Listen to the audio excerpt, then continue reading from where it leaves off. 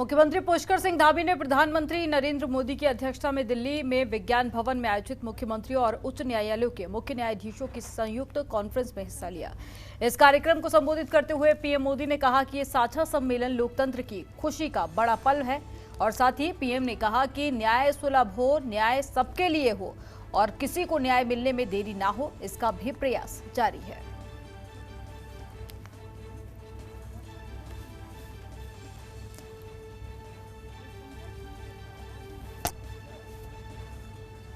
मुख्यमंत्री पुष्कर सिंह धामी ने अधिकारियों और कर्मचारियों की कार्यशैली को सुधारने की नसीहत दी है। उन्होंने मुख्य सचिव को निर्देश दिए हैं कि सभी अधिकारी कार्यालय में समय पर पहुंचे। इसके लिए उनके बायोमेट्रिक हाजिरी की प्रक्रिया भी शुरू की जाए। गुड गवर्नेंस को लेकर आहूत बैठक में सीएम धामी ने मुख्य सचिव को प्रदेश के सभी सरकारी कार्यालयों में कर्मचारियों की उपस्थिति दर्ज कराने के लिए अविलंब बायोमेट्रिक प्रणाली के सुचारू रूप से अनुपालन के लिए निर्देशित किया। सीएम धामी ने कहा कि मैं सभी कर्मचारियों से समय पर कार्यालय पहुंचने की अपेक्षा करता हूं।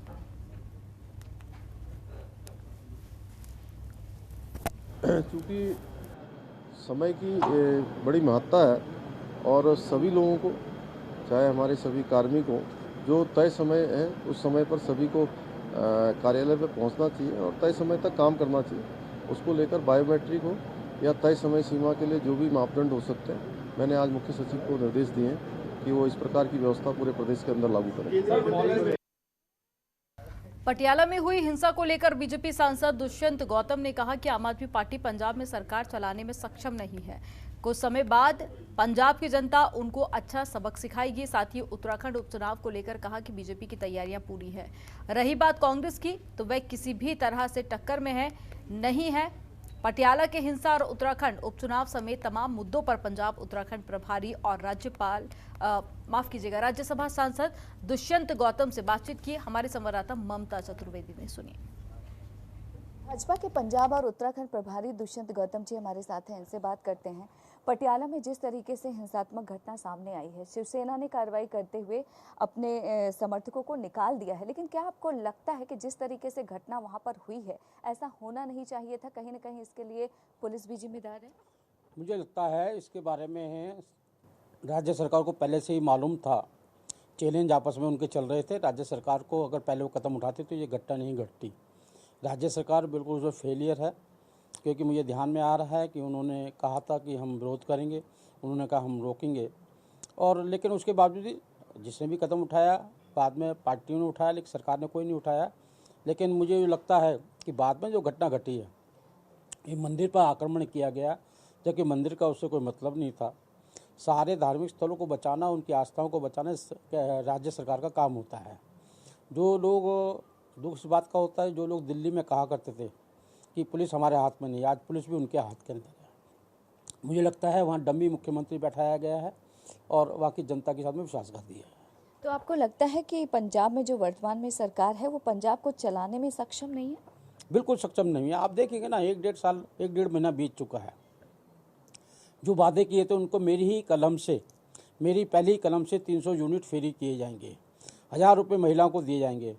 जो बिजली फ्री करने की बात की है, सारा घोटाला है, पर्दाफाश उसका निकलेगा, किसी को कोई लाभ नहीं मिलने वाला। महिला तड़प रही हैं कि मुझे कब 1000 रुपये मिलेंगे। बिजली की कटौती लगातार वहाँ पर चल रही है। और जिस प्रकार जो रेत माफिया है, ये 2000 का फुट मिला करता था, 4000 फुट है।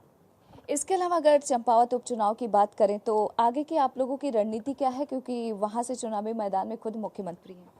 चंपावत में हम पूरी तैयारी कर रहे हैं और वहाँ की जनता में बड़ा खुशी है कि उनको मुख्यमंत्री मिल रहा है और जो वहाँ का सर्वांगीण विकास होना है, जो उत्तराखंड के निर्माताओं ने, क्रांतिकारियों ने जो सपना उत्तराखंड के लिए देखा था, वो उत्तराखंड का निर्माण अब चालू हो गया है। और मुझे लगता है कि 22 साल के अंदर उत्तराखंड ने बड़े प्रैक्टिकल देखे हैं, बड़े उपयोग किए हैं, बड़े प्रयोग किए हैं, और आज प्रयोग के बाद में उन्होंने भारतीय जनता पार्टी पर निष्ठा दिखाई है और वो भारतीय जनता पार्टी उस पर खरी उतरेगी और मुख्यमंत्री हमारे भारी बहुमत से वहाँ से जीत कर आएंगे।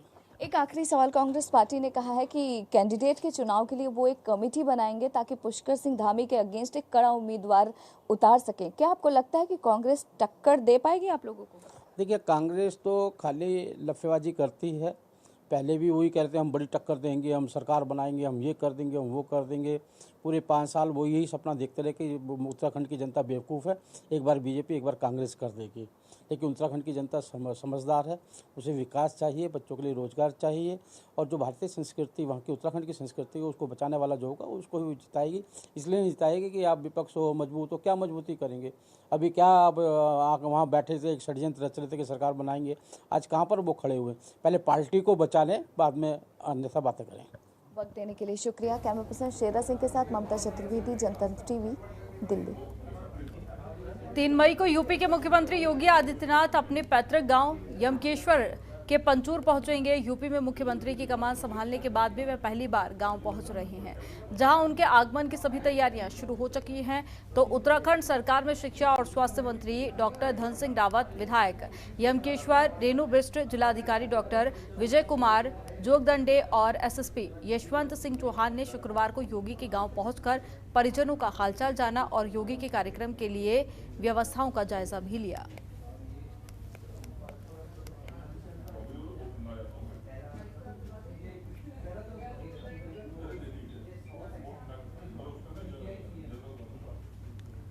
गर्मी बढ़ने के साथ ही प्रदेश में बिजली की खपत बढ़ती जा रही है। शनिवार के लिए ऊर्जा निगम ने बिजली की रिकॉर्ड 48.32 मिलियन यूनिट डिमांड अपेक्षित की है। इसके सापेक्ष बिजली खरीदने के बावजूद 3.5 मिलियन यूनिट बिजली की कमी है, जिसकी वजह से शनिवार को भी ग्रामीण कस्बों, छोटे शहरों में 2 से 4 घंटे तक की कटौती की जा सकती है। आपको बता दें कि शुक्रवार को प्रदेश भर में बिजली कटौती हुई है और ग्रामीण क्षेत्रों में 2 घंटे की कटौती दिन में और देर रात में भी कुछ देर तक कटौती हुई। वहीं छोटे कस्बों में 1 घंटे, फर्निश्ड इंडस्ट्रीज में 4 से 5 घंटे की कटौती हुई। हालांकि ऊर्जा निगम का दावा है कि लगातार चौथे दिन इंडस्ट्रीज में कटौती नहीं की गई है।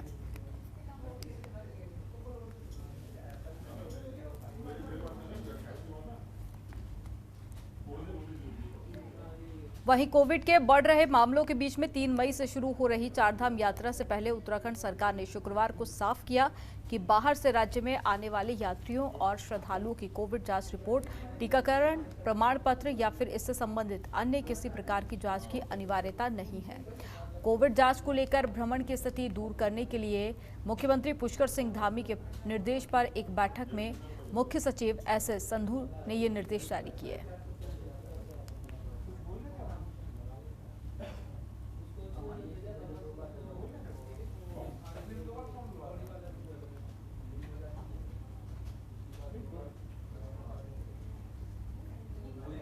गुरुवार शाम हरिद्वार की जुर्स कंट्री सोसाइटी में स्विमिंग पूल में डूबकर हुई 8 साल के बच्चे की मौत की मजिस्ट्रियल जांच कराई जाएगी। डीएम ने एसडीएम पूरन सिंह राणा को जांच रिपोर्ट सौंप दी है। आपको बता दें कि जांच मिलने के बाद में एसडीएम पूरन सिंह राणा ने इसे जुर्स कंट्री सोसाइटी पहुंचकर घटनास्थल का निरीक्षण किया और जरूरी साक्ष्य भी जुटाए।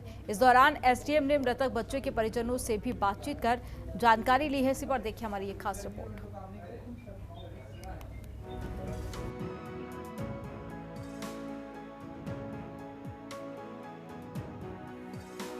उत्तराखंड के हरिद्वार की सबसे वीवीआईपी सोसाइटी जुर्स कंट्री में उस समय बड़ा हादसा हो गया जब 8 साल का मासूम बच्चा ताइक्वांडो खेलने के लिए सोसाइटी में बने स्पोर्ट्स स्टेडियम में गया, लेकिन स्विमिंग पूल में डूबने से उसकी मौत हो गई, जिसके बाद बच्चे की मौत की मैजिस्ट्रियल जांच कराई जा रही है।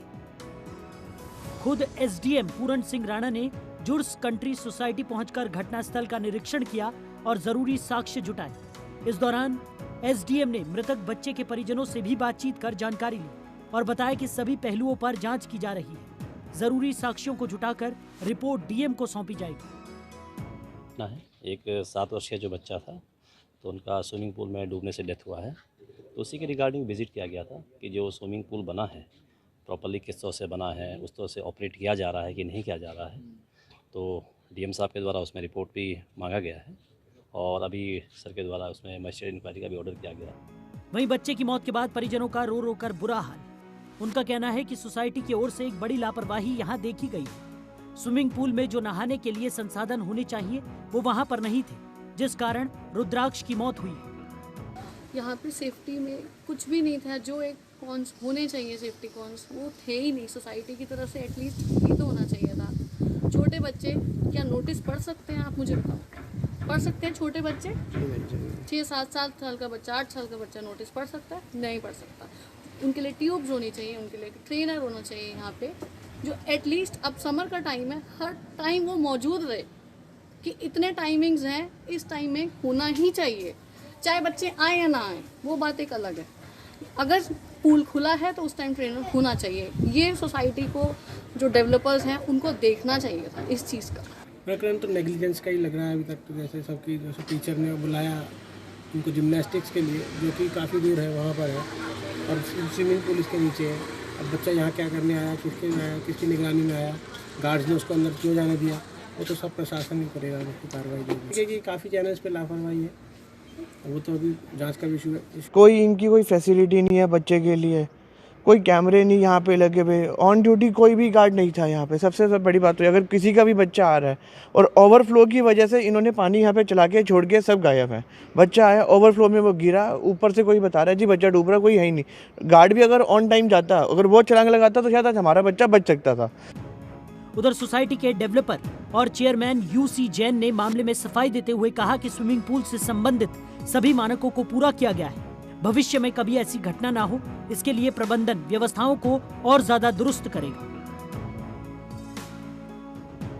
ये स्विमिंग पूल है, ये 4.5 फुट का है, और 4.5 फुट के मानक में किसी भी इंस्ट्रक्टर की आवश्यकता नहीं होती, और ना ही किसी लाइफ गार्ड की आवश्यकता होती है। और जो वहाँ नियम लिखे हुए हैं उसमें साफ लिखा हुआ है कि ना यहाँ कोई लाइफ गार्ड होगा और ना इंस्ट्रक्टर होगा, और होता भी नहीं है। जो लापरवाही रही है, यहाँ पर मौजूद गार्ड हैं और जो अन्य लोग हैं, अगर समय रहते उसे बचा भी लिया जा सकता था, लेकिन ऐसा नहीं हुआ है। हालांकि अभी जो परिजन है वो इंसाफ की गुहार लगा रहे हैं और जो दोषी होगा उसके खिलाफ कार्रवाई की बात कह रहे हैं। अब देखने वाली बात होगी कि जांच रिपोर्ट के बाद कौन इसमें दोषी पाया जाता है और प्रशासन उसके खिलाफ किस तरह की कार्यवाही करता है। अपने सहयोगी के साथ मैं संजय पुंडीर, जनतंत्र टीवी, हरिद्वार। खबरों के निष्पक्ष विश्लेषण के लिए सब्सक्राइब करें Janatantra TV and press the bell icon. Never miss any update.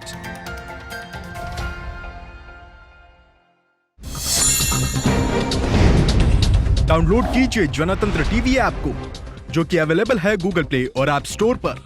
अधिक जानकारी के लिए अभी डाउनलोड करें।